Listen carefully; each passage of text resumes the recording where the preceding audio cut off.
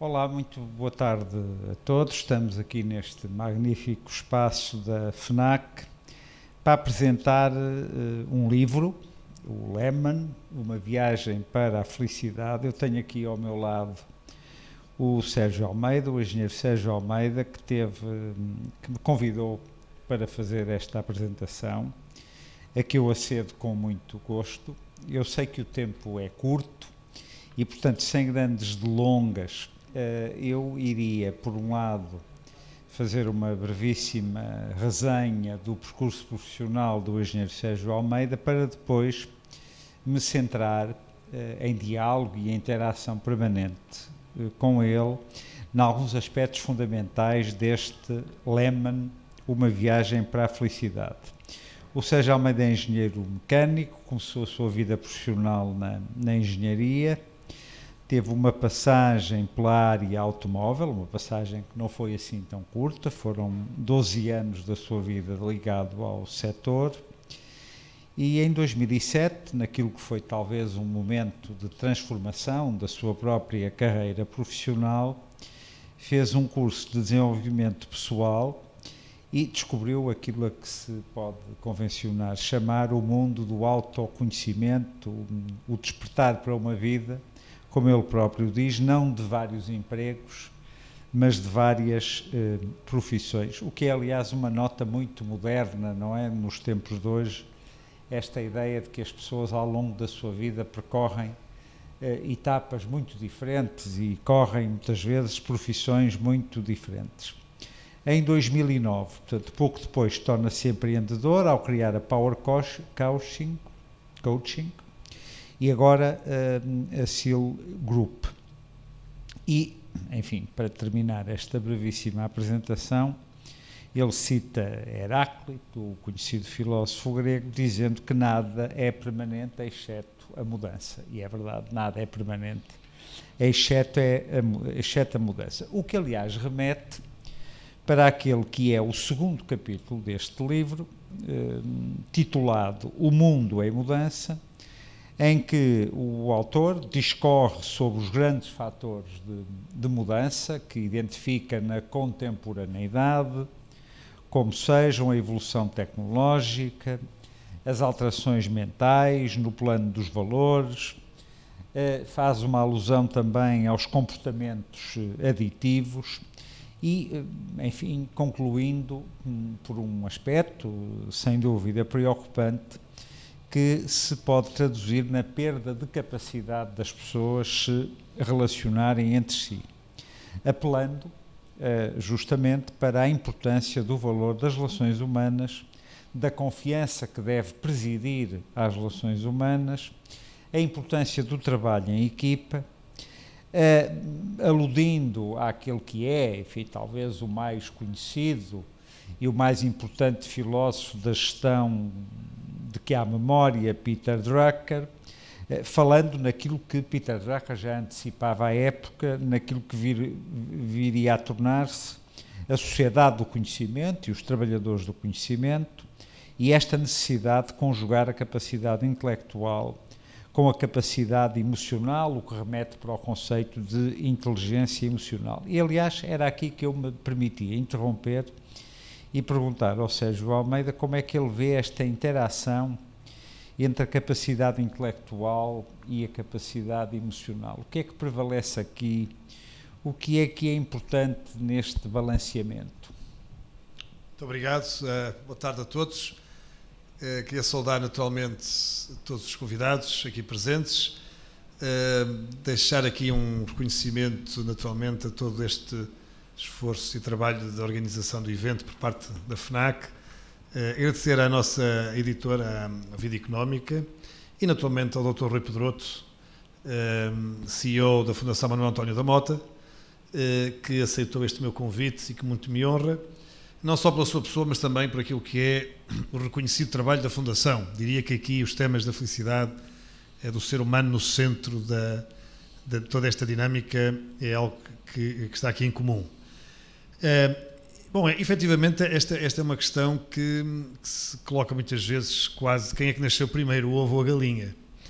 Eu aqui iria me permitir pegar numa frase de António Damasio, enfim, reconhecido investigador ligado a esta área da neurociência e também a este lado do comportamento e do cérebro, em que ele diz que nós não somos máquinas de pensar que sentem, mas sim seres emocionais que pensam.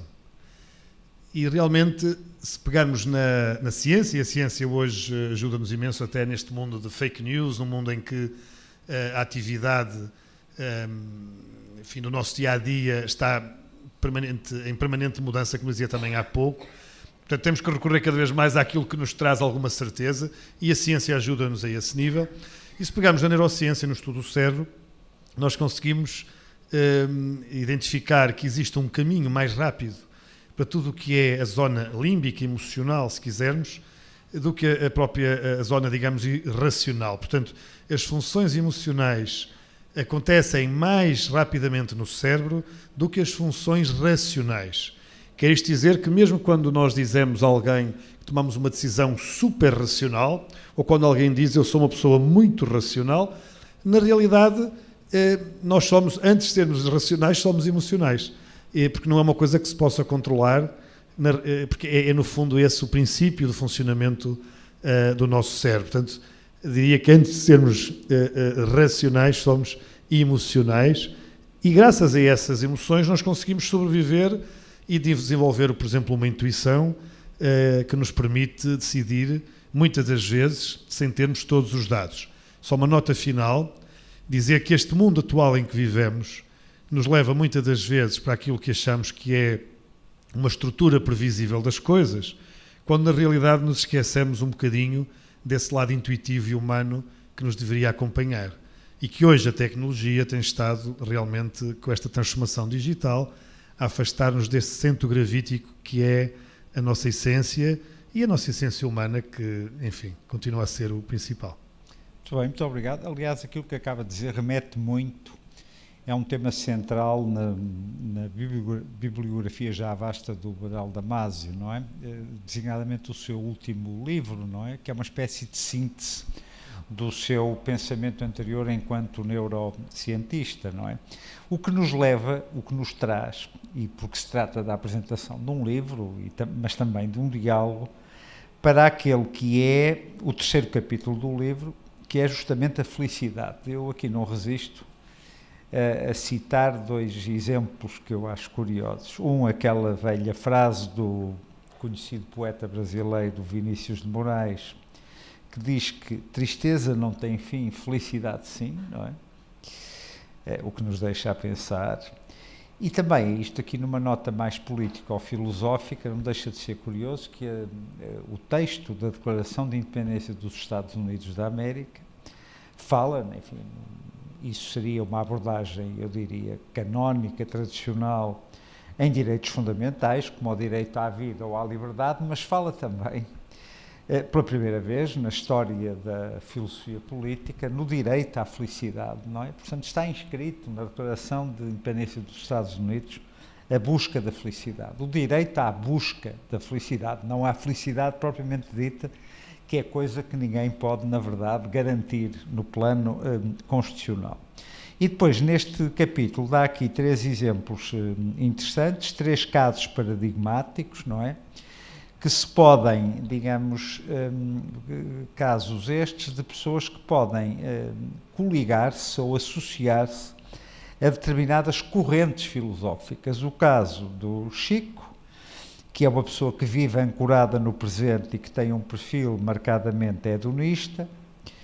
O caso do Asdrúbal, que se limita a viver no passado, mas também o caso da Catarina, que é uma pessoa, uma profissional de sucesso e que batalha e luta para ter sucesso e que, portanto, está, por assim dizer, projetada para o futuro. Depois fala aqui num conceito muito importante, a facilidade com que aprendemos a ficar indefesos, a incapacidade de defesa aprendida, não é? A felicidade e depois a felicidade com experiência da viagem e da chegada. O que é esta incapacidade de defesa aprendida? Que é um conceito muito interessante, em certo sentido, enigmático, para que os futuros leitores deste livro possam já antecipar este conceito? Bom, aqui eu diria que, em primeiro lugar, esta questão da felicidade realmente tem muito que se lhe diga, não é? E cada um terá a sua construção e a sua ideia da felicidade. Eu acho que às vezes existe em muitos de nós aquele medo de falhar, naquela dificuldade em dar o passo em frente. Às vezes costuma dizer até em jeito de brincadeira que perdemos mais energia enfim, a pensar os cenários do que depois a avançar e a partir para a ação. Então, se calhar, esta capacidade que nós temos de nos projetar, enfim, num fracasso inicial, ou seja, aprender inicialmente a definir-nos enquanto alguém que não consegue, acho que nos traz um certo conforto para nós continuarmos no mesmo local, ou seja, no fundo, aprendemos a falhar e, no fundo, arranjamos aqui um sistema de autossabotagem interior que nos permite continuar sem agir. Eu aqui gosto muito de música, mas passava aqui um bocadinho de uma música em que temos o time dos Chutes em Pontapés como grande vocalista, e que ele dizia: eu queria ser astronauta, o meu pai não deixou, eu queria jogar à bola, o meu país não deixou, eu queria ser feliz, a minha mãe também não deixou, portanto, depois até diz ao meu anjo da guarda, ensina-me a sonhar, por aí fora, qualquer coisa assim do género no final, mas há uma desculpa para tudo, portanto nós aprendemos a falhar. Se por um lado é importante desconstruir esta ideia, às vezes muito portuguesa, de temos que ter sucesso em tudo e que somos os maiores, e eu acho muita piada a esta questão, às vezes quando estou com os mais jovens, eu vou falar destes temas e digo-lhes, vou falar de fracassos, eu sou um fracassado. E eles começam-se a rir, nós achamos sem piada alguém que se diz que é um fracassado. Mas depois eu pergunto-lhe o que é o sucesso para ti e o que é o fracasso. E esta construção, este software cultural que às vezes nos coloca num track, num caminho que não é o interior, leva-nos a termos muito sucesso, se calhar, mas a não sermos felizes. Portanto, e esta questão, muitas das vezes, eu respondo à sua pergunta, aprender a construir uma autossabotagem interior ajuda-nos a ter a desculpa de dizer, eu até poderia ter sido feliz, mas o governo não deixou, o tempo estava de chuva, não é? Isto não estava fácil. E, no fundo, a ideia é que cada um de nós, nesse capítulo, possa olhar para dentro e pensar, no fundo, que por muito difícil que esteja, enfim, as coisas não sejam fáceis, por muito difícil que esteja a nossa vida, se calhar é um caminho que podemos seguir. E isso leva a que muitas vezes, até no plano empresarial, se criem projetos extraordinários, que nasceram da adversidade, com um propósito muito grande e que hoje são marcas globais. E que não nasceram para fazer dinheiro. Fazer dinheiro é uma consequência. Nasceram porque existia uma vontade, às vezes uma dor para ser reparada, uma necessidade. Então é, no fundo, acho que é essa construção que é preciso romper, não é? Olhar para o caminho interior mais do que para o software cultural. Daí a metáfora do limão, não é? O azedume da vida, da existência, do fracasso. Claro, o nome do livro. Não é por acaso que o livro se chama Limão. Exatamente. Não é? Podemos escolher, se queremos continuar com o limão e queixando do azedume do limão, mas encontramos pessoas que têm os mesmos limões e que fazem uma limonada. E alguns até vendem a limonada e ganham dinheiro com ela. É evidente, é isso, não é? Depois, há aqui 2 capítulos que o Sérgio já, de alguma maneira, tocou en passant naquilo que disse, que tem a ver com a descoberta do talento e a importância que o coaching tem, trabalhando uma visão holística do humano, a utilização da autorreflexão, da tomada de consciência, o autoconhecimento, que é um conceito que depois acaba por ocupar um capítulo isolado do próprio livro, a ideia da busca de um sentido, de uma ação focada nas soluções, a ideia, muito importante, sem dúvida, de preservar a harmonia e o equilíbrio entre os vários aspectos da vida. Sabemos hoje o quão importante é equilibrar a vida pessoal, laboral, com a vida familiar, é um tema recorrente na discussão hoje nas empresas e na sociedade em geral. A ideia do aprender a falhar, lembrando aquela velha máxima latina do errar é humanum est, não é? Errar é humano, desde a antiguidade, que se reconhece esta incapacidade do humano para um sentimento e um estado de perfeição permanente, não? O erro acompanha-nos ao longo de toda a nossa vida, dá até o seu exemplo pessoal, não é? Um exemplo do falhanço na adolescência num torneio de futebol em Aroca, não é? Citando aqui, não sei se foi o Sérgio que citou, se fui eu que citei, agora confesso, não me recordo onde fui buscar esta citação, mas é do Johan Cruyff, um conhecido jogador e treinador. O músculo mais importante no jogador é o cérebro. É muito interessante isto, mas de facto, não sei se esta citação é sua, se é minha. Penso que é a doutora Rui Pedroso. É minha, sim, pronto. Sim. É mas minha, estou completamente não sei porque é que pus isto aqui, mas acho que... É muito oportuno. Achei que vinha a propósito, que era oportuno, não é? Depois a atitude do coach, não é? De mim para os outros, a comunicação positiva, aberta, construtiva e as referências ao processo de coaching e as suas várias aplicações. Ainda, e antes de lhe dar a palavra, a questão do autoconhecimento, que eu referi há pouco, a resposta à pergunta mais importante da nossa vida, e eu estou muito de acordo, quem sou eu, não é? Lembrando aquilo que estava escrito no oráculo de Delfos, chega a ser o que és, que é uma frase enigmática muito interessante. Chegar a ser o que se é no fundo a descoberta do eu. Quem sou eu, não é? Aquilo que já abordou há pouco e que do seu ponto de vista serão as características fundamentais para se ter sucesso. O que é preciso para ter sucesso, não é?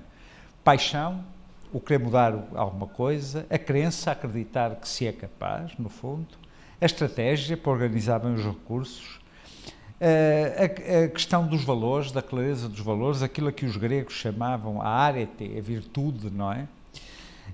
A energia, claro, a pulsão, o impulso para a ação, a motivação, o estabelecimento de laços e relações, a comunicação, e que começa por nós próprios, não é? Com a comunicação, este processo interior. Eu também coloquei aqui uma frase minha, que é de um conhecido autor, a propósito do fenómeno desportivo, digamos, e do desporto como fenómeno lúdico-agonístico, isto é, como jogo, mas também como competição, uma frase que eu considero forte e que acho que se aplica neste contexto. A ideia de que a performance não é o sujeito, ou seja, nós não podemos confundir o sucesso ou aspectos particulares da nossa vida com a nossa integralidade. Eu às vezes costumo brincar até em minha casa com os meus filhos e com a minha mulher, porque eu tenho diabetes, que é uma doença crónica e tal. E às vezes as pessoas referem-se a quem tem diabetes ou a quem tem hipertensão, a dizer um hipertenso ou um diabético. E eu às vezes costumo chalaciar com isto e dizer, bom, eu além de ter diabetes, tenho várias outras coisas, não é? Além de ser, se quiser, diabético, sou profissional, sou pai, sou marido, sou leitor, sou desportista, são N coisas, não é? O que, no fundo, remete para esta ideia mais vasta da complexidade do humano, não é? Aquilo a que já aludiu há pouco, a dimensão física, afetiva, moral, psicológica, etc, etc. Que comentário é que lhe merece esta observação? Bom, acho que aqui realmente sermos multidimensionais é fundamental. Neste contexto, falando em Portugal, em concreto, eu tenho 47 e, portanto, eu fui educado por pais que não tiveram acesso, enfim, à educação, àquilo que hoje nós temos, nomeadamente o conhecimento, e, portanto, fui muito orientado para uma dimensão da nossa vida, okay? Uma dimensão laboral, aquela ideia de termos sucessos, ou seja, tiras um curso, tens sucesso para a vida, e é um emprego para a vida também, e na realidade percebemos hoje que não é assim. Claro que a geração de hoje já não está nesse campeonato e já, enfim, até por força da pandemia, isto foi muito acelerado, percebemos que somos muito finitos do ponto de vista desta cápsula, depois há outras dimensões, mas acho que andamos aqui um bocadinho enganados, e portanto eu tenho uma série de amigos da minha idade, que alguns até já atingiram um sucesso profissional, mas que a dada altura partilham comigo que sentiam um vazio interior. E portanto eu acho que se foi perdendo alguma sabedoria por força do foco daquilo que nos foi vendido a determinada altura e que nós compramos. Portanto eu comprei essa ideia, os meus pais com o maior amor do mundo também me a venderam, esse software cultural colocou-nos numa dimensão. A determinada altura percebemos que tínhamos coisas, mas que deixámos de ter as causas. E, portanto, eu era muito feliz quando tinha que lutar durante meses para conseguir aquelas determinadas calças de ganga, ou aquele boné, ou aquelas sapatilhas, e, portanto, mas tinha uma outra dimensão, fruto até da idade, que me trazia para próximo dos amigos, da família e por aí fora. Portanto, a determinada altura começámos a focar-nos imenso numa das dimensões, começámos a não ter tempo para nós, a não ter tempo para os outros, para aqueles que gostamos, e acho que aí é quando a coisa se desequilibra, não é? E depois, enfim, vem esta ideia que é, ok, eu tenho tudo aquilo que sempre pensei, que gostaria de ter, e afinal não estou mais feliz, estou igual. E portanto, às vezes até o corpo, costuma ser que o corpo é o mapa da consciência. O corpo vai-me ajudar a entender, muitas das vezes, se eu estou em franco desequilíbrio ou não. E claro que às vezes fazemos o quê? Aquilo que fazemos, podíamos fazer no nosso automóvel se acender a luz do óleo, que é tiro o fusível para que a luz apague. E continuo em frente. E é curioso, porque, olha, nesta semana estive com uma pessoa amiga que ficou paralisada de repente por uma questão de stress e está com uma parte paralisada do corpo, assim, de um momento para o outro, jovem. Eu não quero ser dramático, mas quero dizer que, quando eu falo da felicidade aqui, não é aquele conceito do... Eu gosto desta ideia do flower power, mas não é nesse sentido. É de construir algo com um propósito e de entender que, enquanto seres físicos nesta dimensão, nós estamos cá no planeta Terra, eventualmente com uma missão, e que é uma pena passarmos ao lado dessa missão, desse dom que se calhar trazemos connosco e que o podemos colocar ao serviço das organizações, da família, para fazer um mundo melhor. Eu sei que estas palavras, quando comecei este tema da felicidade há 11 anos, estavam longínquas, mas hoje, por força daquilo que o World Economic Forum chama do Great Reset, nós temos acesso a tudo e mais alguma coisa, o digital aproximou-nos das coisas, mas se calhar depois de uma pandemia, agora com uma guerra, isto está mais atual do que nunca, ou seja, a propósito das dimensões, acho que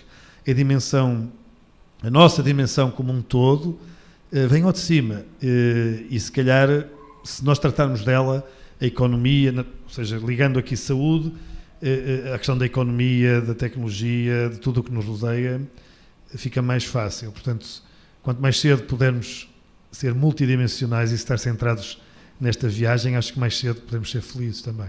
Muito bem, muito obrigado. Havia aqui um ou outro aspecto do livro que eu gostaria de enaltecer, mas estamos mesmo a transitar rapidamente para o fim desta conversa. Eu não vou resistir, acho que de alguma maneira encerra esta conversa de uma forma apropriada, porque o tema do livro é a felicidade. Eu vou-me permitir aqui ler um soneto da Sofia de Melo Brainer, chamado Em Todos os Jardins. E se me permitem, concluiríamos com este soneto. Em todos os jardins hei de florir, em todos beberei a lua cheia. Quando enfim no meu fim eu possuir todas as praias onde o mar ondeia. Um dia serei eu o mar e a areia, a tudo quanto existe me hei de unir. E o meu sangue arrasta em cada veia esse abraço que um dia se há de abrir. Então receberei no meu desejo todo o fogo que habita na floresta, conhecido por mim como num beijo. Então serei o ritmo das paisagens, a secreta abundância dessa festa que eu via prometida nas imagens. Muito obrigado, Sérgio, foi um gosto ter estado Muito obrigado. Dr. Rui Pedroto, foi um gosto enorme e diria que esse seria um poema que poderia fazer parte deste livro e de muitos outros livros. E da minha parte, dizer que também foi um gosto e uma honra e desejar que cada um de nós possa fazer esse caminho para a felicidade, sabendo que há uma construção que é de cada um e muito própria. Muito obrigado a todos e, em especial, naturalmente, a si também. Muito obrigado. Obrigado. Fica uma sugestão para a terceira edição. Fica a sugestão. Trazer Sofia de Melo Brainer. Obrigado. Muito obrigado.